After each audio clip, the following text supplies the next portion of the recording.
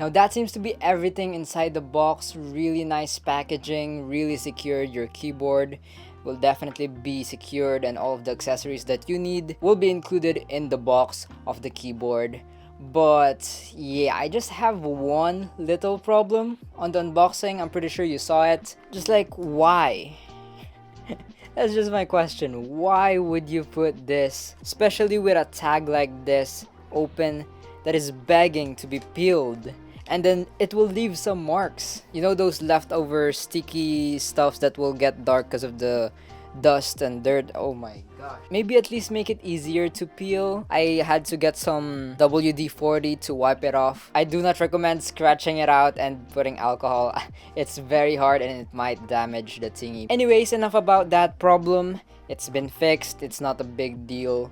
But okay, so far I've been loving how the keyboard looks like. I really like the gradient. I got the Summit variation over here. They also have a lot of different ones. They do have the Ariel, the Asgard, Aurora, Sakura, and the Summit over here. You definitely will have a lot of different choices.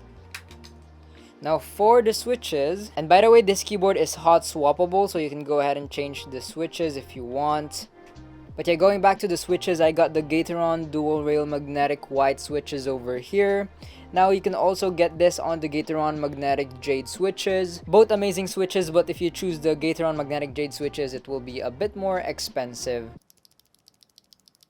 Very nice switches, but now let's go ahead and talk about the keycaps. These keycaps are PBT cherry profile keycaps. Very nice quality, I like it. But yeah, let's actually go ahead and listen to the whole keyboard with the keycaps on and the switches on, with everything on.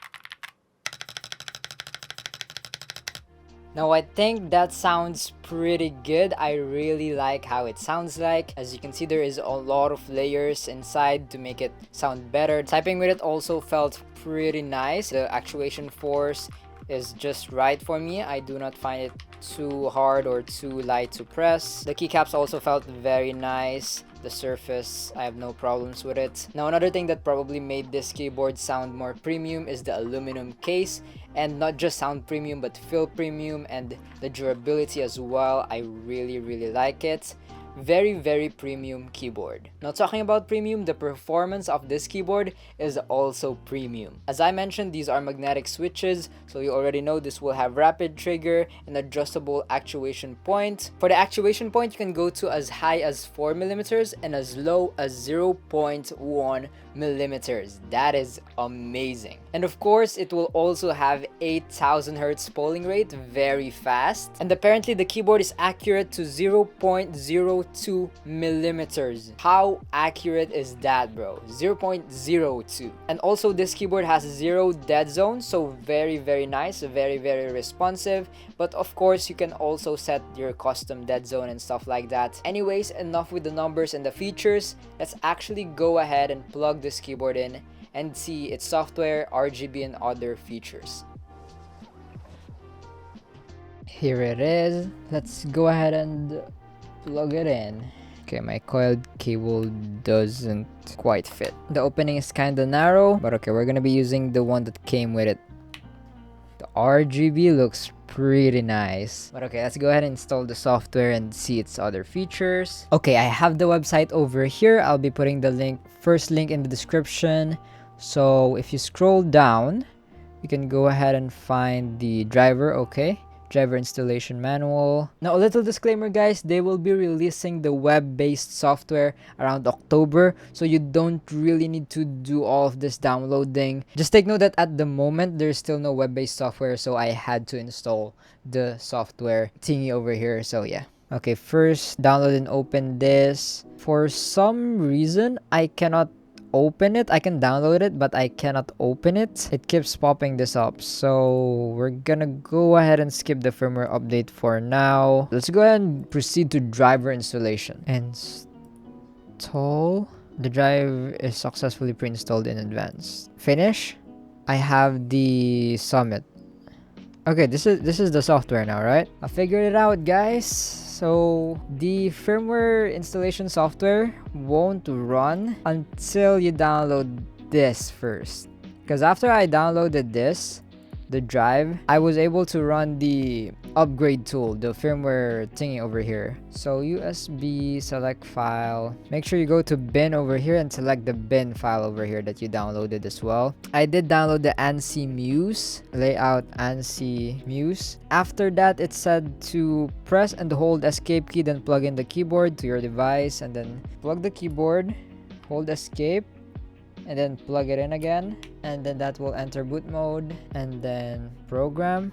Yep, that is updating. So it's downloaded now, so we can finally explore the software. First one over here, we have remap, so we can remap the keys, change the functions. We also have layers, and yeah, very customizable. Now for the performance. Okay, so I explored the software a little bit, or the performance tab over here to be specific.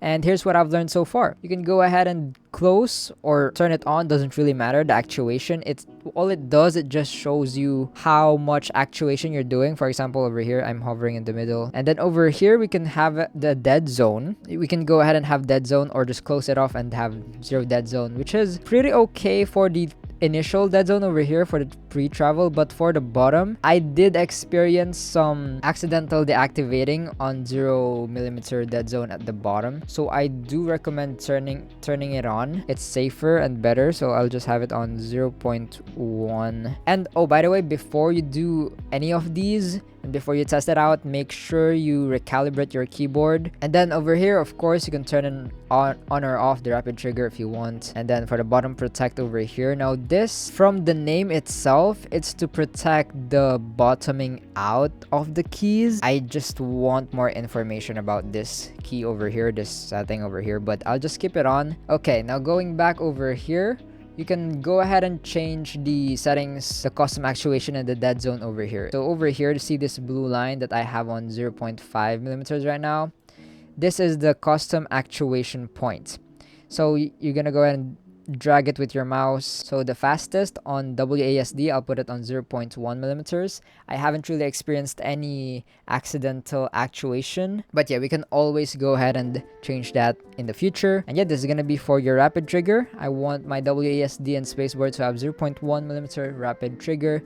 You can also go ahead and check this full stroke rapid trigger, but yeah, you just want to go ahead and turn it on so your rapid trigger will have the full stroke. All of them, the rest of the keys except for shift, Windows, and 4 and 5, a 0.5mm actuation point. And then I do want them to have rapid trigger, now 0.1mm, full stroke rapid trigger as well. Now for the rest that wasn't selected, which is 4, 5, shift, and Windows, I want them to actuate very instantly, so 0.1mm. But I do not want this to have any rapid trigger, because I do not want to accidentally let these guys go, because these are my plant and diffuse keys, and this is my walk key. And then lastly, for the window over here, I wanted to have just the deepest actuation over here, because I wanted to press down fully before it actually actuates, so I do not press it accidentally. So yeah, that's gonna be it for the performance tab. Let's go ahead and move to the advanced keys: dynamic keystroke, mod tap, toggle key,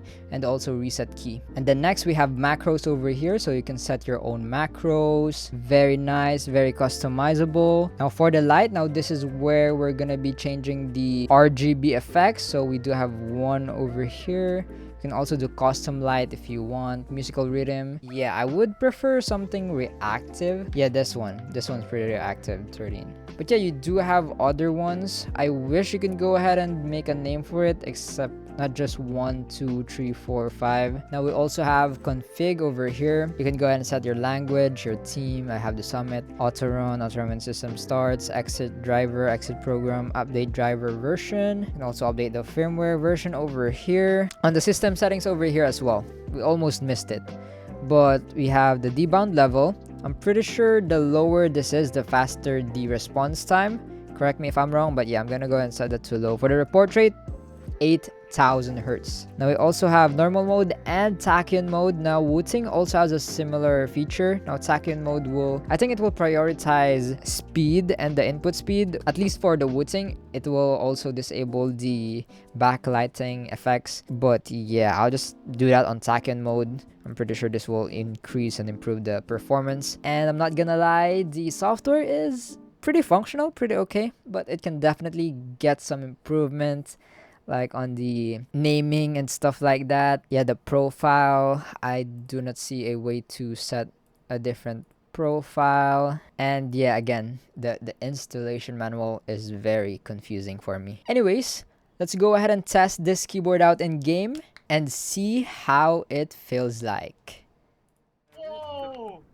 But it's on me and I walk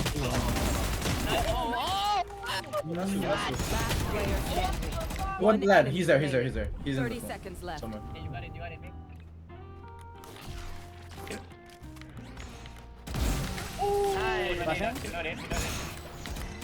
Oh, come on, my face.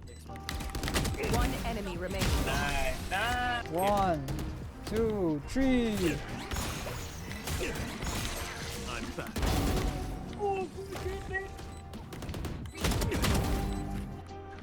Are they going B? Oh, me when I lie. That guy. Mix, there's a guy behind you, Mix. Behind you. One enemy remaining.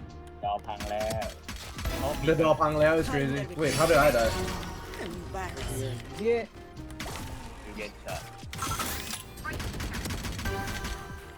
So after testing and playing the Varmilo Muse65, here's my experience so far. The keyboard is looking fantastic. I really like its style. The bike doesn't even sound that good, but the keyboard does. I've been really liking the sound of it. Now, I'm not gonna lie, it's not... There's something that is not right sometimes with the sound. I'm not sure if it's the space bar, but yeah, the rest of the keys does sound pretty good. But I just feel like the space bar is a little bit rattly. But yeah, the sound of the keyboard is pretty good. I've been loving it. And not also that, the performance, the rapid trigger felt very nice. The instant actuation point distances also felt very, very responsive. The 0.1 millimeters on the WASD, amazing. And yet the keyboard just feels so premium. Lifting it up, looking at it, listening to it. Yeah, very amazing keyboard. I have no problems with it. I would definitely recommend it. But a little suggestion that I would probably give to Varmilo is the software. Again, it would be such a game changer if you guys have a web-based. Okay, forget about the suggestion because apparently they are gonna be releasing a web-based software in around October apparently. So that's good news. I definitely like that idea. I can't wait for that. But yeah, I have no problems with the keyboard. I can't wait for the web-based software. And yeah, I would definitely recommend it.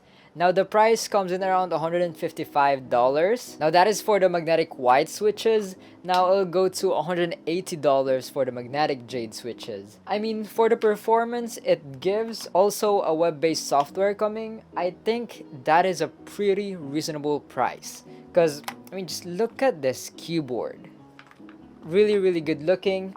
Also aluminum, can go up to 8,000 hertz polling rates, the features and stuff like that, especially when comparing it to the WOOTING 60 HE. I know it's kind of an old keyboard, but looking at the specs and the numbers, this does have better performance, the Muse65, and the sound. Comparing the two sounds, I definitely prefer the Muse65 over here compared to the stock WOOTING 60 HE. And yeah, you can get this keyboard for a little bit cheaper with the magnetic white switches. And of course, look-wise, compared to the black WOOTING 60 HE, I mean, some people might prefer that just all black. But yeah, you do have a lot more options with when it comes to the looks with the Muse65 over here. But yeah, I would definitely recommend it. I'll put the first link in the description if you want to go ahead and check it out. And by the way, a little disclaimer, this keyboard is sent to me by Mechkeys, so huge thanks to them, but that won't change my review of the keyboard. Everything you've been hearing is my honest opinion and review. Anyways, don't forget to stay grateful, guys, and remember that Jesus loves you. Bye-bye.